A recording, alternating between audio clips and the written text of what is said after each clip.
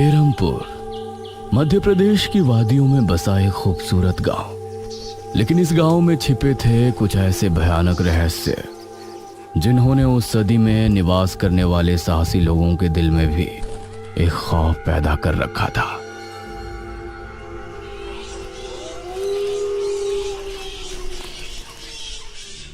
आज तो बहुत दिनों के बाद मित्रों से मिलना हो रहा है, बहुत आनंद आएगा।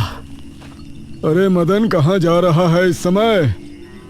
पिताजी, मेरे मित्रों से इतने दिनों बाद मिलना हो रहा है। वो सुबह होने पर वापस नगर चले जाएंगे। अरे तुझे पता नहीं क्या, आज शनिवार की रात है।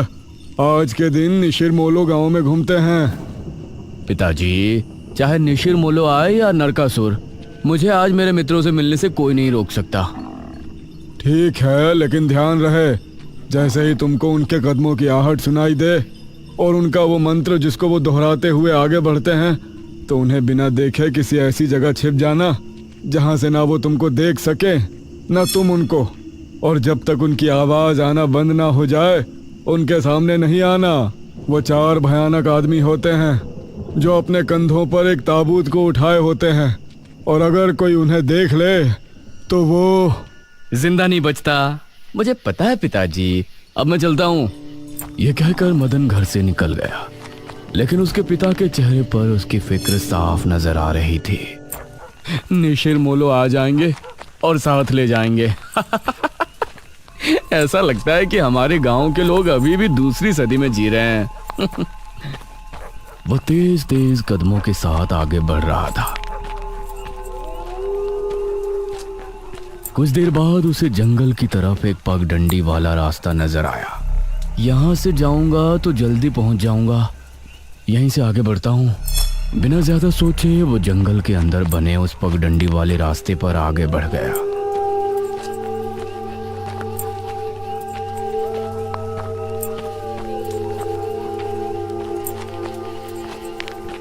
आज तो बहुत मजा आने वाला है, मिलकर खूब मदिरा पान भी करेंगे। तभी उसे भारी कदमों की आहटों के साथ कुछ आवाजें सुनाई देने लगी। इन आहटों और आवाजों को सुनकर वो एकदम से चौंक पड़ा और उसकी आंखें डर से बड़ी हो गईं। हे भगवान! वो जल्दी से झाड़ियों की तरफ भागा और उनमें छिपकर बैठ गया। वो झाड़ियों की ऊंट में बैठा लंबी लंबी सांस ले रहा था। वो आवाजें अब और ज्यादा साफ होने लगी थी। उसे यकीन था कि अब वो लोग उसके करीब ही आ रहे हैं। उसने धीरे धीरे छिपकर अपनी एक आंख से उनको देखा और वो हैरान रह गया।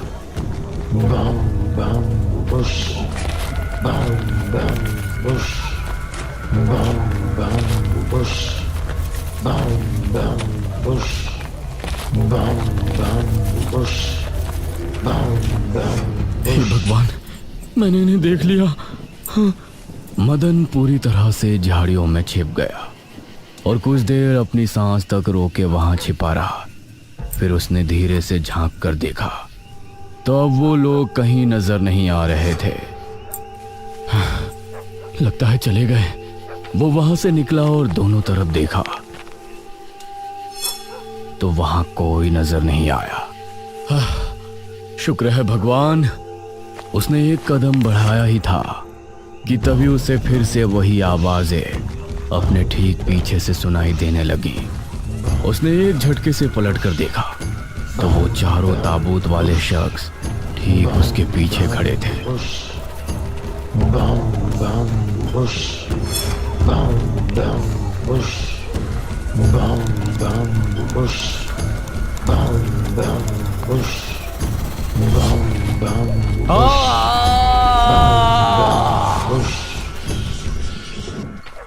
इस तरफ जब देर रात भी मदन वापस नहीं लौटा तो उसके पिता को उसकी चिंता होने लगी। उसने गांव के एक आदमी विपुल को साथ लिया और जंगल की तरफ रवाना हुआ।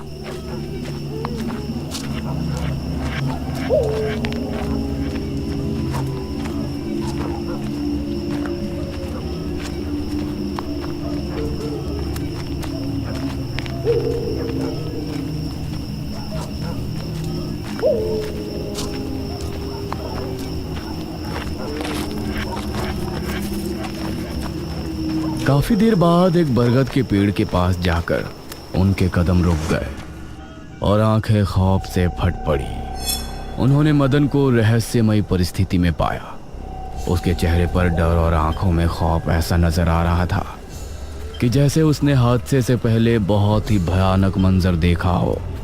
मदन! 400 साल बाद अंधेरा जंगल, सुनसान रास्ता, चारों तरफ सिर्फ पेड़ पौधे और कोहरा। मेघना उनके बीच अकेली खड़ी थी। कोई है? क्या यहाँ कोई है? उसने कुछ कदम आगे बढ़ाए। उसके सवाल का कोई जवाब तो उसे नहीं मिला, लेकिन कुछ टपकने की टप टप की आवाज अब उसे बराबर आ रही थी। मैं यहाँ क्या कर रही हूँ? कौन लाया है मुझे यहाँ पर? वो खुद को वहां पाकर बहुत परेशान थी। तभी उसने देखा कि कोई चीज उड़ती हुई उसी की तरफ आ रही है। वो उसे हैरानी से देखने लगी। पास आने पर पता चला कि वो कोई विशालकाय भयानक पक्षी था। बचाओ! मेघना उससे बुरी तरह से डरकर भागने लगी और वो उसका पीछा कर रहा था। मेघना ने उसे पीछे पलटकर देखा तो वो उसको पकड़ने ही वाला था, लेकिन तभी मेघना एक पेड़ से टकराई। उसने देखा कि उस पेड़ से हरे रंग का पानी टपक कर नीचे गिर रहा था। मेघना उस हरे पानी को गौर से देख रही थी। तभी अरे ओ मेघना, उठ जा यार, कब तक सोएगी? मेघना आंखें मलते हुए नींद से जागी। उसने देखा कि सुबह के 9 बज चुके थे। ओह शिट, हम तो लेट हो गए। तूने मुझे उठाया क्यों नहीं? मेघना अपनी एक पार्टनर ईशिता के साथ दिल्ली में रह रही थी, जहां वो एक लैब में काम किया करती थी। दोनों ने साथ नाश्ता किया और फिर तैयार होकर अपनी लैब के लिए निकल गई।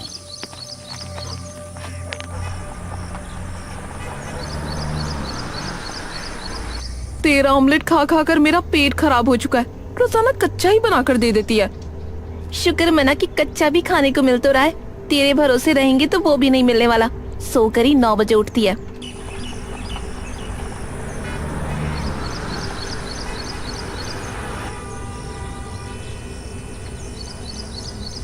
ये दोनों लैब में पहुंची और वहां जाते ही ईशिता के पास प्रोफेसर जयदेव की कॉल आई। तुम दोनों ने इस बार बहुत समय ले लिया है। जो एंटीडोट बनाने का काम तुमको दिया था वो पूरा करोगे या नहीं? प्रोफेसर साहब, बस ये समझ लीजिए कि काम होने ही वाला है। आप हमें 3 दिन का समय और दीजिए। ये कहकर उसने कॉल काट दिया। तो इतने दिनों से प्रोफेसर को घुमा रही है, आखिर तू ये एंटीडोट तैयार करेगी कैसे? ये सुनकर ईशिता ने एक किताब निकाली।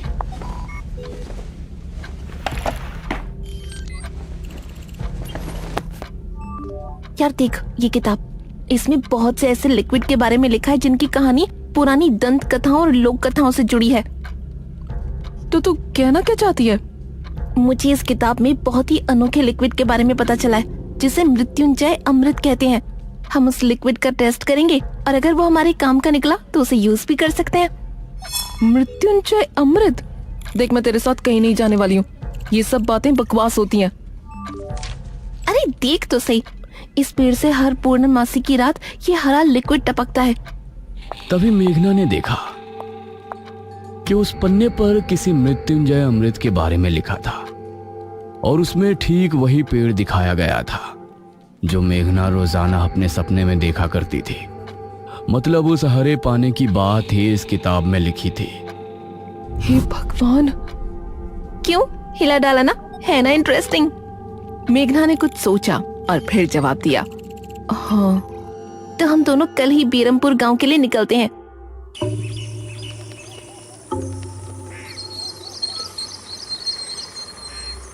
ये दोनों अगली सुबह ही बस से बेरमपुर के लिए निकल गई।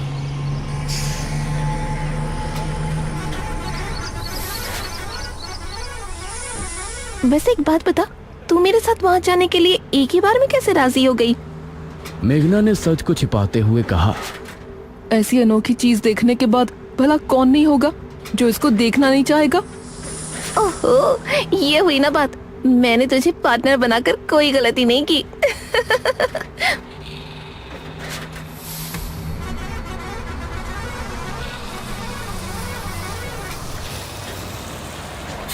ये दोनों 5 घंटे के सफर के बाद एक जगह उतरी। इनके ठीक सामने एक बड़ा सा गेट था जिस पर नाम लिखा था बेरमपुर। इशिता और मेघना ने जैसे ही गेट के अंदर कदम रखा तो अचानक से मौसम बदला। सूरज मानो बादलों के पीछे छिप गया और एक हवा अपने साथ आंधी ले आई। अरे वाह, गांव का मौसम तो बहुत ठंडा है। इधर गांव के लोग भी अचानक बदलते मौसम को देखकर हैरान रह गए। अरे ये क्या, अभी तक तो काफी गर्मी थी, ये अचानक आंधी कहां से आ गई? मुखिया जी, लगता है बारिश भी जरूर आएगी। इधर मेघना और इशिता दोनों ही गांव की तरफ बढ़ रही थी। यार, ये गांव के लोग ठीक तो होंगे ना? गांव के लोग तो ठीक ही होते हैं, अजीब तो हम शहर वाले होते हैं। ये बात तो तूने बिल्कुल पते की कही। इशिता और मेघना दोनों गांव के चौक पर पहुंची। वहां एक कुआं भी था और वहीं मुखिया भी 2 आदमियों के साथ खड़ा था। अरे बच्चियों, तुम दोनों कौन हो? अब नमस्ते जी, मेरा नाम इशिता है और ये है मेरी दोस्त मेघना। अच्छा बेटा, वैसे हमारे गांव में किस वजह से आना हुआ?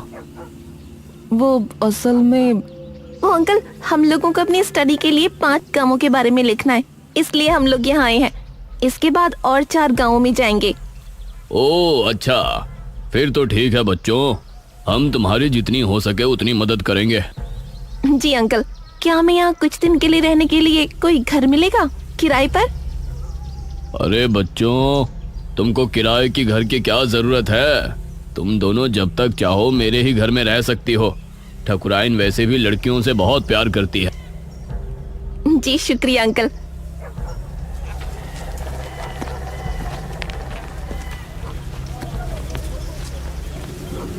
मुखिया इशिता और मेघना को अपने घर ले आया। तभी घर के मंदिर में जल रहा दीपक बुझ गया। अजी सुनती हो ठकुराइन? जी आई। ठकुराइन कमरे से बाहर आई। नमस्ते आंटी। नमस्ते बेटा। ओ जी, ये प्यारी प्यारी बच्चियां कौन है? ये दोनों शहर से अपनी पढ़ाई के सिलसिले में आई हैं। हमारे गांव के बारे में लिखना चाहती हैं। वो क्या होता है रे, वो रिसर्च करने आई हैं। तभी वहां पर एक और लड़का आया। क्या कहा? हमारे गांव पर रिसर्च? इशिता और मेघना ने उसे देखा। भला हमारे बेवकूफ गांव में आपको क्या मिल सकता है? ये सुनकर इशिता और मेघना हैरान रह गई। चुप करो अनुज, ऐसे कोई अपने गांव में बोलता है क्या? ये मेरा बेटा है अनुज। अनुज ने मेघा और इशिता की ओर देखा और उन्हें हाथ जोड़कर नमस्ते किया। नमस्ते बेटा अनुज, जरा इन दोनों को वो खाली कमरा दिखा दो जो तुम्हारे कमरे के बराबर में है। ठीक है पिताजी, आओ देवियों। देवियों? अनुज कॉरिडोर से होते हुए उनको कमरा दिखाने ले जाने लगा। इसी समय गांव के मंदिर में बैठा पुजारी भगवान की आरती कर रहा था। तभी अचानक से दिया बुझ गया। ये संकेत तो ठीक नजर नहीं आ रहे। हे प्रभु, रक्षा करना। वैसे आप लोगों को रिसर्च करने के लिए यही गांव मिला था? अरे हम लोगों को 5 गांवों के बारे में लिखना है, तो इसीलिए जो भी गांव पास दिखा चले आए। इसके बाद और किसी गांव में जाएंगे। अच्छा, वैसे यहाँ कुछ ऐसा है जो कि रहस्यमय या ऐतिहासिक हो? हाँ है ना, एक राजमहल। राजमहल यहाँ? हाँ, 400 साल पहले जो यहाँ के राजा हुआ करते थे, उनका महल। वैसे अनुज, क्या तुम हमें उस महल में लेकर चलोगे? हाँ, तुम लोग जाना चाहोगी तो जरूर। तो ठीक है, रात को जब सब सो जाएंगे तो हमें वहाँ ले चलना। यह सुनकर मेघना इशिता को हैरानी से देखने लगी। रात के समय तुम लोग मजाक तो नहीं कर रहे? नहीं, हम तो चलने को तैयार हैं। तुम्हें डर लग रहा है तो बताओ। मेरा गांव है ये, मुझे क्यों डर लगेगा। ठीक है, ले चलूंगा, लेकिन पिताजी को और माँ को पता नहीं चलना चाहिए। ग्रेट। तो बताओ किस टाइम आ रहे हो? 12 बजे तक पिताजी और माँ दोनों सो जाएंगे। मैं उसी समय तुम लोगों को ले आऊंगा। हाँ सही है। ये कहकर अनुज ने उन्हें कमरे में छोड़ा और वहां से चला गया। ये क्या, हम तो उस मृत्युंजय अमृत के बारे में पता करने आए थे ना, अब हम ये राजमहल क्यों जा रहे हैं? अरे उसको सीधा पूछते तो उसे शक हो जाता ना। आज हम राजमहल चलते हैं और फिर कल उसे जंगल जाने को कहेंगे और वहाँ जाकर बातों ही बातों में उससे मृत्युंजय अमृत के बारे में पूछेंगे। ये सही है। इस तरफ गांव के लोग मौसम के बदलती ठंड से बहुत हैरान थे। पुजारी बार बार आसमान की तरफ देख रहा था, जहां उसे काला अंधेरा इधर उधर घूमता हुआ नजर आ रहा था। करीब 12 बजे जब मुखिया और उसकी पत्नी गहरी नींद में थे, तो अनुज कमरे से निकला। अरे लगता है आ गया। इशिता ने उठकर दरवाजा खोला। हाय अनुज। तुम लोग तैयार हो? हाँ चलो, हम तो रेडी हैं। तो चलो। अनुज इनको लेकर घर से निकला और इन्होंने 2 गलियां पार कर ली थी। उफ, तुम्हारे गांव में हवा इतनी ज्यादा चलती है क्या? रोज तो नहीं चलती, लेकिन शहर की 2 लड़कियों के साथ लगता है उनके शहर का प्रदूषण भी आंधी के रूप में साथ आ गया। कुछ देर चलने के बाद ये तीनों एक बड़े से राजमहल के सामने खड़े थे, जिसे देखकर मेघना को कुछ याद आने लगा। ऐसा लगता है कि इस राजमहल को मैंने पहले कहीं देखा है। ये है राजमहल राजा सूरजभान का। वाकई में काफी आलीशान है। यह कहते हुए इशिता ने अपने कैमरे में उसकी एक फोटो ली। हमें खिड़की से अंदर जाना पड़ेगा, इसका दरवाजा सालों से जाम है। ये तीनों एक खिड़की के रास्ते राजमहल में पहुंचे और वहां की हर एक चीज मेघना को जानी पहचानी लग रही थी। इस तरफ गांव में आंधी का बहाव बढ़ने लगा था। सभी अपने अपने घरों में आराम से सो रहे थे।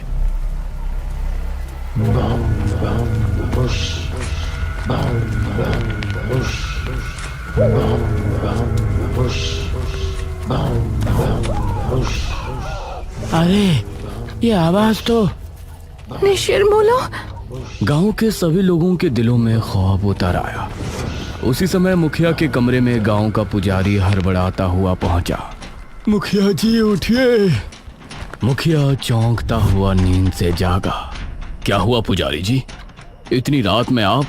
गांव में निशीर मोलो की आवाज गूंज रही है, सब बहुत डरे हुए हैं। पुजारी जी, ये कैसे हो सकता है? निशीर मोलो यहाँ कैसे आ सकते हैं? वो तो कई सालों पहले सो गए थे। जरूर कुछ ऐसा हुआ है जिससे वो जाग उठे थे। हमारा मन बहुत विचलित हो रहा है। गांव के सभी लोग अपने अपने घरों में जाग चुके थे और डरे बैठे थे। यह आवाज सभी के दिलों में खौफ पैदा कर रही थी। मेघना, इशिता और अनुज तीनों इस बात से बेखबर राजमहल में घूम रहे थे। ये कैसी आवाज है? हाँ, मैंने भी सुनी। ऐसा लग रहा था कि कोई सिपाही भारी जूतों के साथ गलियारे में चहलकदमी कर रहा है, लेकिन दूर दूर तक कोई नजर नहीं आ रहा था। उसी समय गांव के 2 आदमी संपत और कप्ता जंगल की सरहद पर बैठे हुए जुआ खेल रहे थे। अरे संपत यार, चल घर चलते हैं, अब बहुत समय हो गया। ओहो, अब तू हार रहा है तो घर चलते हैं। अरे चुपचाप पूरी बाजी खेल, इससे पहले तो मैं तुझे जाने नहीं दूंगा। हाँ। यह सुनकर कप्ता फिर से उसके साथ पत्ते बांटने लगा। उन दोनों को यह आवाज सुनाई दी। तेज आंधी की हवाओं में उनकी आंखें बहुत मुश्किल से खुल रही थी। उन दोनों ने देखा कि सामने से 4 आदमी अपने कंधों पर एक ताबूत उठाए मंत्र पढ़ते हुए चले आ रहे हैं। संपत और कप्ता इससे पहले कुछ करते, वो चारों आकर उनके सामने रुक गए। हवा का रुख थोड़ा कम हुआ। वो चारों अपनी लाल चमकती आंखों से संपत और कप्ता को घूर रहे थे। इधर इशिता, मेघना और अनुज को एक दरवाजा खुलने की तेज आवाज सुनाई दी और वो चौंक पड़े। न जाने उस दरवाजे से कौन निकला जिसको देखकर ये तीनों चौंक पड़े। वहीं संपत और कप्ता के सामने खड़े वो चारों शख्स जो कि निशूर मोलो थे, उनके कंधों पर रखा ताबूत खुल गया और उसके खुलते ही संपत और कप्ता की चीख पूरे गांव के लोगों ने सुनी, जिसे सुनकर सभी गांव के लोग डर गए। ये किसकी चीख थी जी? निशिर मोलो, ये चीख किसी अनहोनी की संकेत थी। निशिर मोलो आखिर कौन है? क्या है मृत्युंजय अमृत? और क्या संबंध है मेघना का इन सब से? इन सभी सवालों के जवाब जानने के लिए हमारे साथ जुड़े रहिए इस कहानी के अगले भाग में भी। बेरमपुर मध्य प्रदेश की वादियों में बसा एक खूबसूरत गांव, लेकिन इस गांव में छिपे थे कुछ ऐसे भयानक रहस्य जिन्होंने उस सदी में निवास करने वाले साहसी लोगों के दिल में भी एक खौफ पैदा कर रखा था।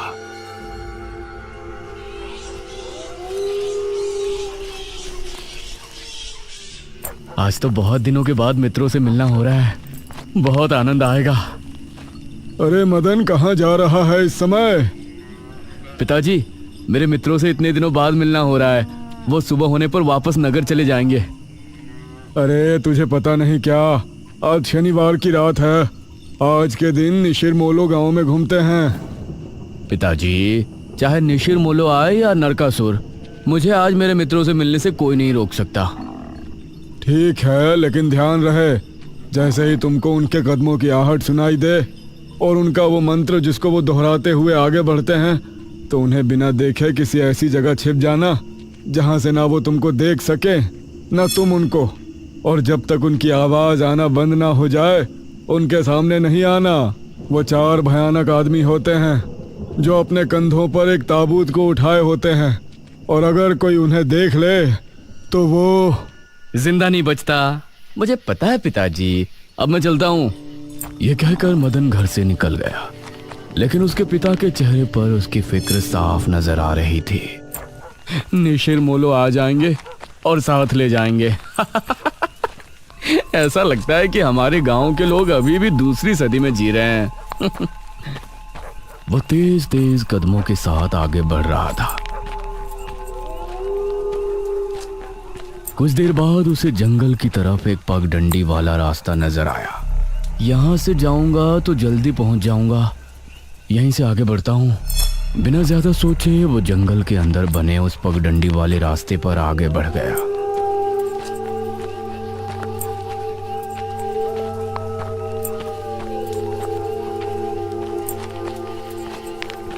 आज तो बहुत मजा आने वाला है, मिलकर खूब मदिरा पान भी करेंगे। तभी उसे भारी कदमों की आहटों के साथ कुछ आवाजें सुनाई देने लगी। इन आहटों और आवाजों को सुनकर वह एकदम से चौंक पड़ा और उसकी आंखें डर से बड़ी हो गईं। हे भगवान! वो जल्दी से झाड़ियों की तरफ भागा और उनमें छिपकर बैठ गया। वो झाड़ियों की ऊंट में बैठा लंबी लंबी सांस ले रहा था। वो आवाजें अब और ज्यादा साफ होने लगी थी। उसे यकीन था कि अब वो लोग उसके करीब ही आ रहे हैं। उसने धीरे धीरे छिपकर अपनी एक आंख से उनको देखा और वो हैरान रह गया।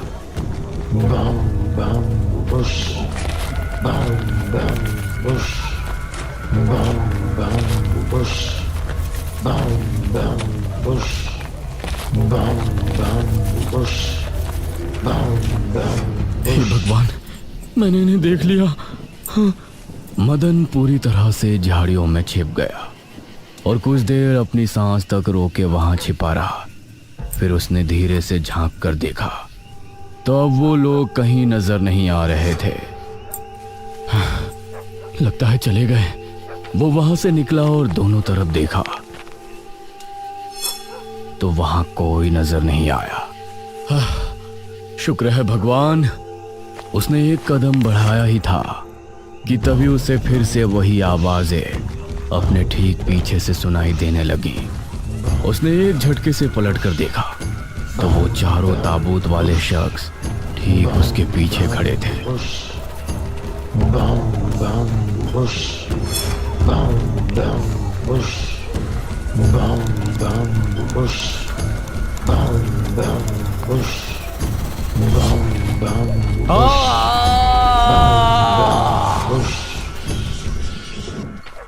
इस तरफ जब देर रात भी मदन वापस नहीं लौटा तो उसके पिता को उसकी चिंता होने लगी। उसने गांव के एक आदमी विपुल को साथ लिया और जंगल की तरफ रवाना हुआ।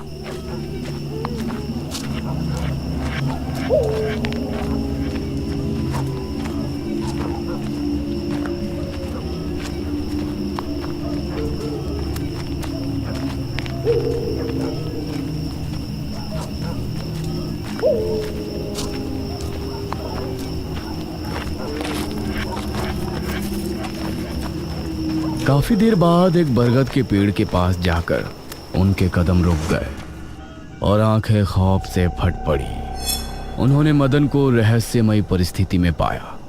उसके चेहरे पर डर और आंखों में खौफ ऐसा नजर आ रहा था कि जैसे उसने हादसे से पहले बहुत ही भयानक मंजर देखा हो।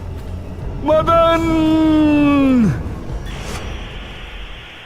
400 साल बाद अंधेरा जंगल, सुनसान रास्ता, चारों तरफ सिर्फ पेड़ पौधे और कोहरा। मेघना उनके बीच अकेली खड़ी थी। कोई है क्या? यहाँ कोई है? उसने कुछ कदम आगे बढ़ाए। उसके सवाल का कोई जवाब तो उसे नहीं मिला, लेकिन कुछ टपकने की टप टप की आवाज अब उसे बराबर आ रही थी। मैं यहाँ क्या कर रही हूँ? कौन लाया है मुझे यहाँ पर? वो खुद को वहां पाकर बहुत परेशान थी।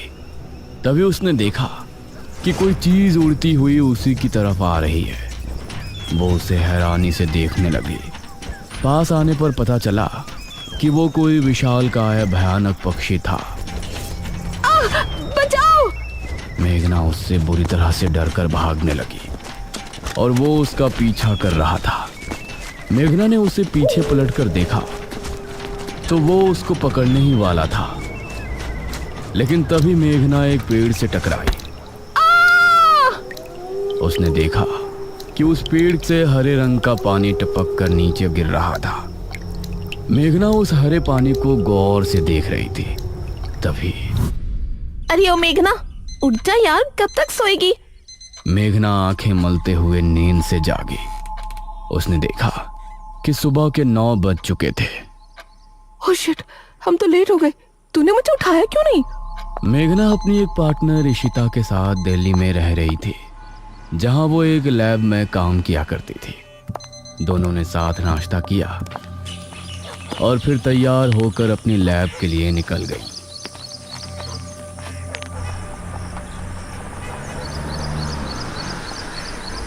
तेरा ऑमलेट खा खा कर मेरा पेट खराब हो चुका है। रोजाना कच्चा ही बनाकर दे देती है। शुक्र मना कि कच्चा भी खाने को मिल तो रहा है। तेरे भरोसे रहेंगे तो वो भी नहीं मिलने वाला। सोकर ही 9 बजे उठती है।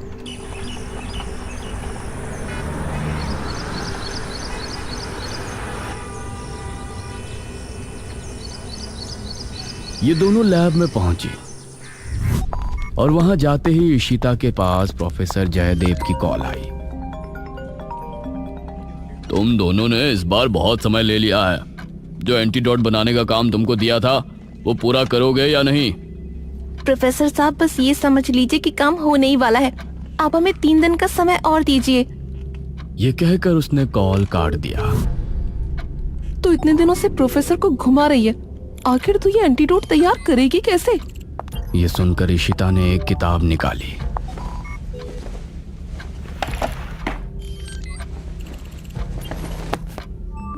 यार देख ये किताब, इसमें बहुत से ऐसे लिक्विड के बारे में लिखा है जिनकी कहानी पुरानी दंत कथाओं और लोक कथाओं से जुड़ी है। तो तू कहना क्या चाहती है? मुझे इस किताब में बहुत ही अनोखे लिक्विड के बारे में पता चला है, जिसे मृत्युंजय अमृत कहते हैं। हम उस लिक्विड का टेस्ट करेंगे और अगर वो हमारे काम का निकला तो उसे यूज भी कर सकते हैं। मृत्युंजय अमृत? देख, मैं तेरे साथ कहीं नहीं जाने वाली हूँ। ये सब बातें बकवास होती हैं। अरे देख तो सही, इस पेड़ से हर पूर्णमासी की रात ये हरा लिक्विड टपकता है। तभी मेघना ने देखा कि उस पन्ने पर किसी मृत्युंजय अमृत के बारे में लिखा था और उसमें ठीक वही पेड़ दिखाया गया था जो मेघना रोजाना अपने सपने में देखा करती थी। मतलब उस हरे पाने की बात ही इस किताब में लिखी थी। हे भगवान, क्यों हिला डाला ना, है ना इंटरेस्टिंग। मेघना ने कुछ सोचा और फिर जवाब दिया, हाँ तो हम दोनों कल ही बीरमपुर गांव के लिए निकलते हैं।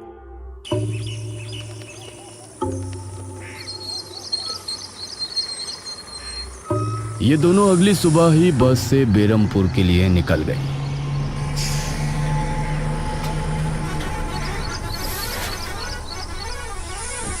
वैसे एक बात बता, तू मेरे साथ वहां जाने के लिए एक ही बार में कैसे राजी हो गई? मेघना ने सच को छिपाते हुए कहा, ऐसी अनोखी चीज देखने के बाद भला कौन नहीं होगा जो इसको देखना नहीं चाहेगा। ओहो, ये हुई ना बात। मैंने तुझे पार्टनर बनाकर कोई गलती नहीं की।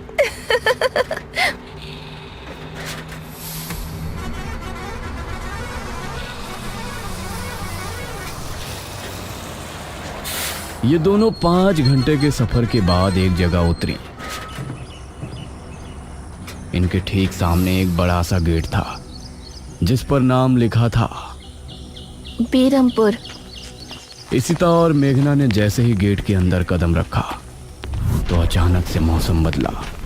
सूरज मानो बादलों के पीछे छिप गया और एक हवा अपने साथ आंधी ले आई।